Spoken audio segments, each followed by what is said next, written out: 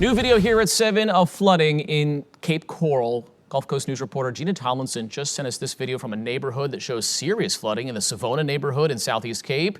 We do have a crew on the way to that scene right now. Expect updates tonight on Gulf Coast News at 11. But for now, Gulf Coast meteorologist Rob Dunn still tracking some rain out there. We just can't hit the sweet spot. We either get no rain at all or way too much. We just have to find a happy medium here at some point. But I tell you right now, the big weather story is that the severe storms that were over Lee County have transitioned into just regular thunderstorms, but primarily over Charlotte County. As you can see here, that's where we kick things off tonight along South McCall Road and through El Jobin and Port Charlotte. Some decent and beneficial rain falling, but at much more manageable rates as compared to what was happening across Cape Coral during the 6 o'clock hour. You'll also notice that the lightning counter is not nearly as aggressive now as compared to the past hour. Only 18 strikes in the past 15 minutes. And as the rain continues to fall in neighborhoods closer to Northport and toward Tarpon Point, you can see with an hour's lapse of the radar that as these thunderstorms pop up here along the sea breeze boundary, they're also moving a lot faster than what caused all the flooding in Cape Coral. So that reduces the risk of any kind of significant flooding in Charlotte County,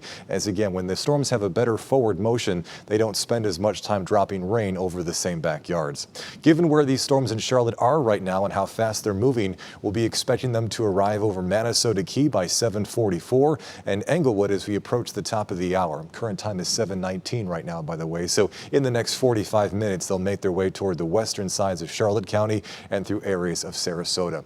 What a difference in Lee County. All of the rain has pulled out of the area as those gigantic thunderstorms during the 6 o'clock hour have completely collapsed. And when thunderstorms completely collapse like that, they can drop a lot of rain. And that, of course, is why the National Weather Service continues this flood advisory through the bottom of the hour. These rainfall totals are wild, even for South Florida. In 3 hours, less than 3 hours, more than 4 inches of rain north of Veterans Parkway. That is a South Florida super soaker there for you. But as I mentioned again, all the rain has since pulled out of the area. And though we do have a few leftover light areas of rain toward Marco Island, those are pushing toward the west and should pull offshore as we approach the top of the hour. Look at this, not a darn thing happening right now on the western side of Lake Okeechobee. And you know the reason why. Remember how yesterday we talked about how the prevailing winds are still primarily out of the east and it would hold the sea breeze at bay pretty close to US 41 and I-75? That's exactly why. That's where the thunderstorms favored the areas along those interstate and highway corridors this past afternoon. So going forward, now that the atmosphere has been worked over substantially from all the sea breeze storms today, things will quiet down and temperatures will bottom out in the mid-70s overnight tonight.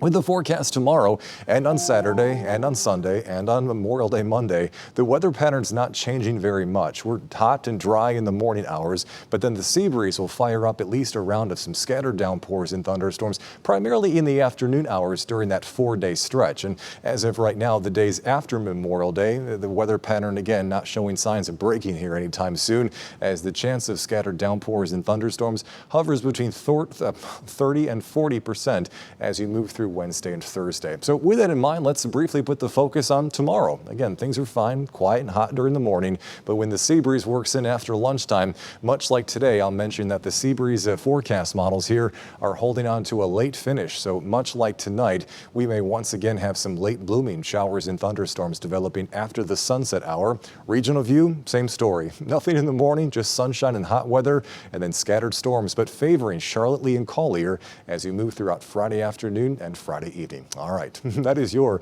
certified most accurate 7-day forecast from our team at Gulf Coast News. Jenny.